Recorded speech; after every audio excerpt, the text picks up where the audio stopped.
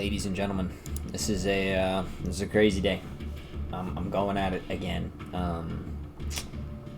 This is my match history. I wasn't even sure where I was. I wasn't sure if it was in my replay or what. I'm sure you guys can see I have made it out of Platinum 4. Alright, I actually don't think I lost one time when I was Platinum 4. Maybe I lost once. Dude! Another boring mirror match, guys. I hate to tell you that I won the die roll, and this isn't like a blind going second deck that I'm going up against. Also, I have no indication of what he's playing. He's got all free-to-play accessories, so maybe he's playing nothing. Now I can feel here. I think I could feel pauses in his cards, so I think I knew he had some kind of disruption in his hands. And I believe we find out that it's the C of Maximus, because what I do here is I go Chainlink 1, Conk, Chainlink 2, Eldlich. I should have just not activated the Eldlich and just summoned the Conk, and then he was not planning on chaining the Max C to the Conk, so... But I end up giving him a +1 on Max C, which is really insane. This player is clearly a very good player because he was able to basically preempt me activating a card he didn't know I had, just based off of what I did. Now you see I draw a triple skill ring in this matchup in the mirror. It's actually the worst card in the deck, so I've talked about anti-spell fragrance way too much probably, but yeah, I go ahead and golden land his conch, because I'm just not interested in his conch coming out, and I go that'll end the chain as well, as long as he doesn't have a judgment. He won't be able to respond at all to that card, which means he can't summon his Eld Lord there. I mean, he can do it in the future, and it may even be better in the future if he has the Sanguine. I go into battle phase. I attack into his card. He activates hack, and then I'm able to activate I'm able to just hit him for 3,500. Funnily enough, right there, I actually thought that it was going to come up that I didn't have the burn for 2,000 train, and it might have, basically, because I would have had game if he just had nothing. But you pretty much never assume your opponent has nothing. When they're playing Eld, that means they have like real back row. So you see this guy, he's addicted to pot. He's just activating a ton of stuff. He activates his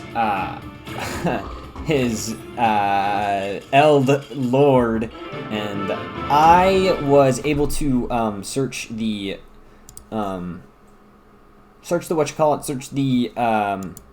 not accurate. I was able to search the hack hero or the pirate guy, as I like to kind of call it. Search the pirate. The pirate's like the best card in the mirror for sure. You might. I've even thought about maybe running 3, but I really don't like this card in the other matchups. It's pretty bad, and it's extremely searchable.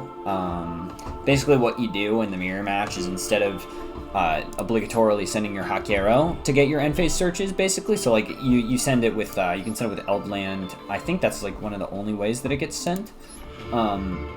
Because these cards, the Eldlichers set it. But anyway, you basically just obligatorily send your Conquistador, because it's a lot less good in the matchup. Because obviously the Eld Lords can bring back, and you even saw my Conquistador. I literally popped my own card. I think I just popped Sanguine, like it was, but it was just resolving, so nothing ended up happening. But I can't pop face downs. It has to be face up cards. So yeah, Conk is a little less good in the mirror, because obviously traps are really what you want to pop. You don't really want the things that are face up. You don't want to pop. Like you don't care about Vanity. I mean, you care about Vanity's Emptiness, but you can't activate Conquistador when Vanity's Emptiness is on the board. You don't care about Rivalry. You hardly care about There Can Only Be One. There Can Only Be One pretty much won't be able to activate. Well, I guess you can chain your like if they activate there can only be one, you can chain your Conquistador, assuming you already have a Golden Lord on the board, or you have the Eldlich set that you can bring it out from the deck. And then pop the there can only be one that way, but it doesn't really seem like something you'd want to do in most cases. I haven't really even run into much of this card. It's actually bad against my deck. I mean, obviously any Floodgate that I have in my deck is going to be bad against my deck.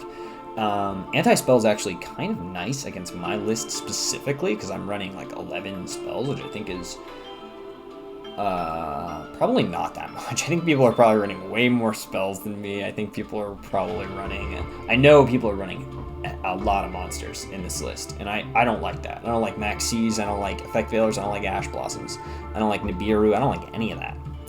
I think Nibiru is a bad example because this is going first deck, but I don't like any of those cards because it really messes with your top decking in your grind game, in my opinion, because when you get into a grind game and say like you get your Eldlich not Dark Ruler no more, Called by the Grave. Oh, I cannot forget that card. I cannot remember that card, which is really common in this format because hand traps are so good.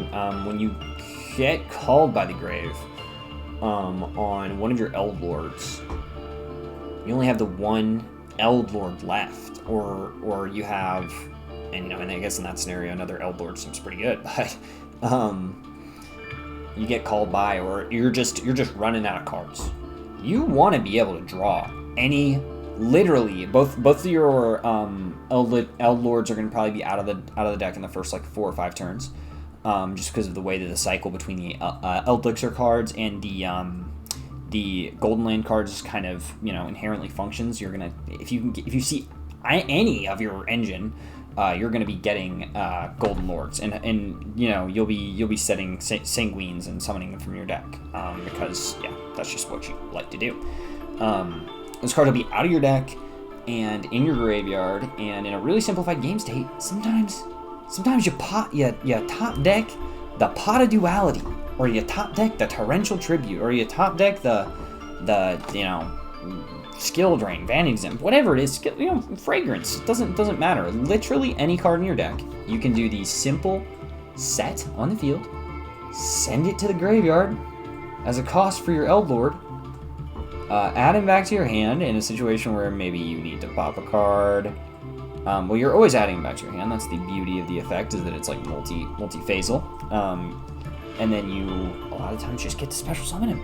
And when we special summon him that way, he's really big, he's really strong, he can't be destroyed. And it's nice just having every single card in my deck, besides the 2 Eld Lords, which are, like I said, they're out of the deck in the first 5 turns max. They're going to be out of the deck unless you're literally getting shut out so hard that this interaction is just not going to matter. Like if you get like Called by the Grave and DD Crowed on both of your Eld Lords, you just you should scoop. That's how I feel. I mean, you're just going to save yourself some time. You might be able to survive for a long time, like, because this deck's really good grind game. The grind game does really get messed up though, because you're not going to be consistently plussing anymore off of your Elixir traps and spells, because you can't interact with your Golden Lord anymore because it's banished.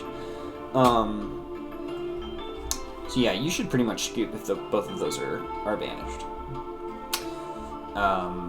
Which is why, I don't remember really how I started that that thought, to be completely honest, but I think basically my point is that the deck is all about Golden Lord, and that's really, I think, what it all rounds about back to. And that's why I said when both are banished, you pretty much scoop, and not even pretty much, like, you have no win condition. You're probably not going to be able to win with the rank 5 spam, guys. It's not quite good enough. These if you want to play rank 5 deck, I don't even know. I don't know. I really don't know. You need to play 2016 Extric Monarch format, like Quantum Red Layers, Brilliant Fusion. Yeah. Instant Fusion. Yeah. Actually, Instant Fusion was not good in that deck because it took up too many spots in your extra. Anyway, this is here nor there. I'm talking about formats long past, but every experience you have in Yu-Gi-Oh! Kind of, it accumulates and you get to be a better and better player.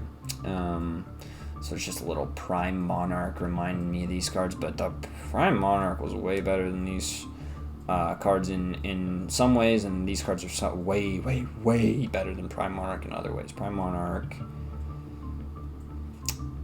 you know, its on-field effect I think was weird. I don't remember the on-field effect, but the ability to be able to basically be like a dragon ruler, kind of like banishing a card from your graveyard and special summoning itself to the field as a level 5. It's pretty good because there's a lot of level 5 fodder in that format specifically. Like I mentioned, Brilliant Fusion and Instant Fusion were both at 3 in that format, and so was Quantal Red Layer. I believe Quantal Red Layer was at 3. I don't even know if that card ever got limited. I feel like maybe it did, but I don't really know. I'm quite literally talking about nothing right now. I see my Quantal and I'm getting like PTSD war flashbacks of activating, you know, or just playing my 40 card deck and drawing Gemnite Garnet. There's not a single Garnet in this deck, which is the beauty of it. Drawing 2 of the, I've discussed before, drawing 2 Eldlich is pretty death, but aside from that, like I drew 3 Skill Drain in the game that we just watched, and you know, Skill Drain is just fuel to my fire. It gets me that which I desire, which is wins.